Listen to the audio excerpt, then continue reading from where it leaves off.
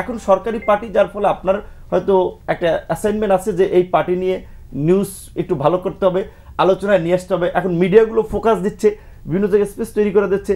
ক্ষমতার বলয় থেকে রাজনৈতিকভাবে বাংলাদেশে যারা তৈরি হয়েছে সেই সমস্ত দলের রাজনীতি খুব বেশি দূর যায়ও নাই। জাতীয় পার্টির কথা ধরেন, এরশাদ ক্ষমতায় থেকেছে কয় বছর, আপনার প্রায় 8.5-9 বছরের মতো।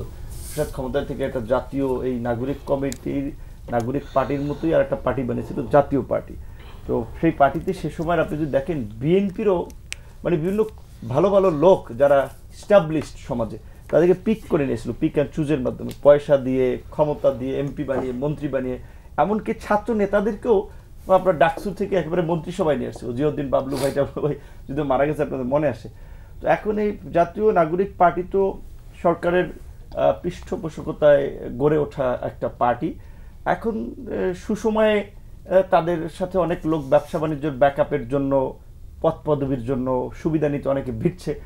বিরোধী দলে বোঝা যাবে যে তাদের রাজনৈতিক স্ট্রেংথটা কি। যেমন ধরেন আমরা যে তৈরি হয়েছে আজকে এই গণ অধিকার পরিষদ বা ছাত্র সংগঠন থেকে, 2018 সালে কোটা সংস্কার আন্দোলন থেকে, আমরা কিন্তু এরকম কোনো গভর্নমেন্টের আনুকূল্য পাইনি। আপনি দেখেছেন, এটা আমাদের অনেকেই বলছে যে মাইরির কথা মনে পড়লি বিপিনুরের কথা চেহারা বাইশোর, এরকম একটা অবস্থা তৈরি। বিকজ আমরা শুধু, আমি না, হান্নান মাসুদও ছাত্র অধিকার পরিষদের সাথে ছিল, প্রমাণলের সভাপতির দায়িত্ব পালন করেছিল। তাদের সাথে যারাই সে সময় কাজ করেছে, বিশেষ করে ছাত্র অধিকার পরিষদ বা পরিষদ কেন্দ্রিক, তারা কিন্তু হামলা মামলার উপর দিয়ে প্রচন্ড একটা অবস্থার মধ্যে দিয়ে আমরা কিন্তু সরকারি সুবিধায় একটা দল গড়ে ওঠেনি। তারপরেও একটা ছাত্র সংগঠন থেকে পরিপূর্ণ একটা রাজনৈতিক দল 7-8 বছরে মানুষ একটা জাজমেন্ট দিতে পারবে, আচ্ছা এই পার্টিটা কি করতেছে, তাদের মিশন ভিশন কি, তাদের অ্যাক্টিভিটিসের পলিসিটা কি।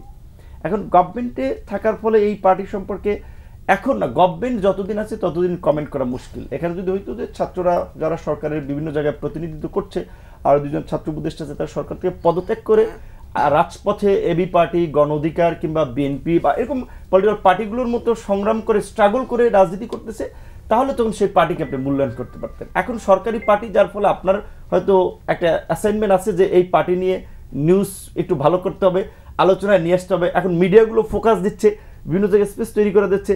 সুতরাং এখন এই পার্টি নিয়ে এখনই মন্তব্য না, সরকার যতদিন আছে ততদিন মন্তব্য করা যায় না। ছাত্ররা যদি পরিপূর্ণভাবে, যেই ছাত্রদের প্রতিনিধিত্ব যারা একটা দল গঠন করেছে, সরকার থেকে বেরিয়ে রাজপথে রাজনীতির মধ্যে দিয়ে নিজেদেরকে প্রুভ করতে পারে, দেন তখন মূল্যায়নের একটা আমরা হয়তো প্রসঙ্গে যেতে পারবো।